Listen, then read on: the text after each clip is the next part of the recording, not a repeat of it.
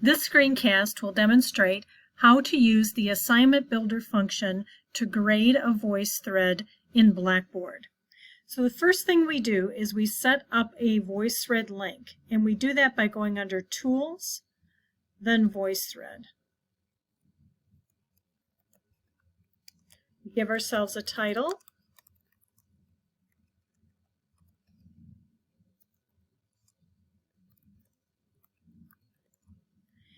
In this area, these instructions will be for the students.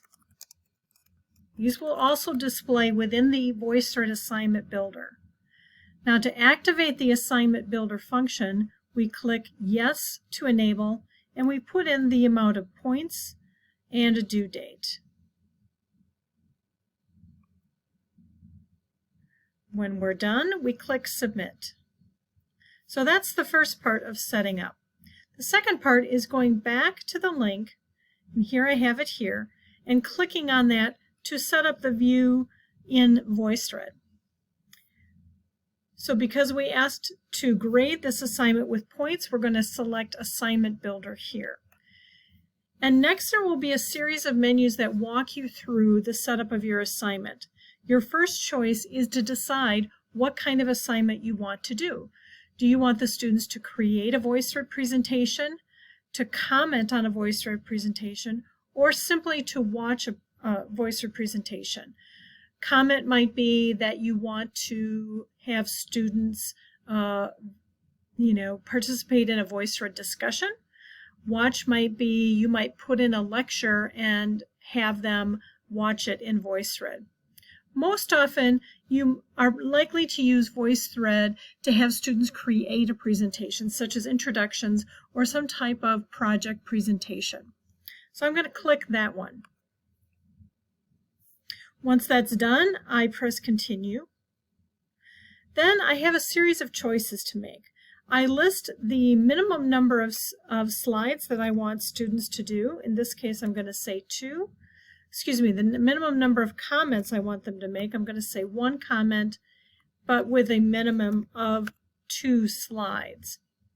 Then I'm going to scroll through the other choices. I'm going to leave all of the comment choices here.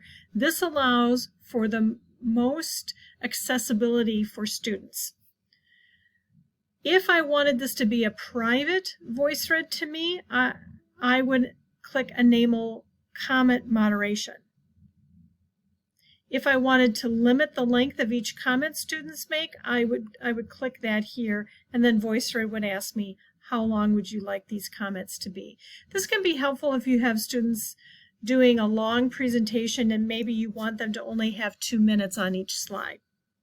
I can set playback options and permissions. I like keeping this one checked, allow students to make a copy because they might like to use that and see it later on.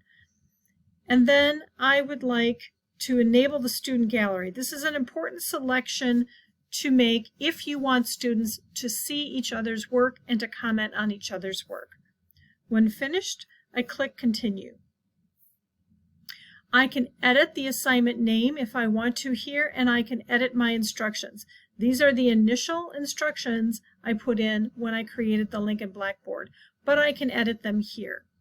It's important to do that while you're building the assignment because you won't be able to come back into this page and edit the instructions. You can edit them in Blackboard, but not again in here.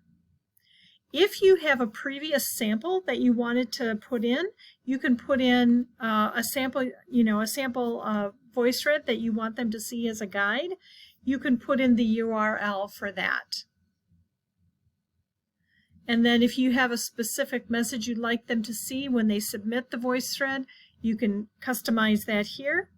And then an important piece is to note when they can begin the assignment. VoiceThread will not allow you to do the assignment until the open date has occurred. Then you're going to want to add the due date and then any kind of closing date. And usually I set that for about a week after the due date, just to make sure everybody got in. And finally, I'll determine how I want to grade this, by percentage, complete or incomplete, or points. And if I select points, I'm going to enter those in here.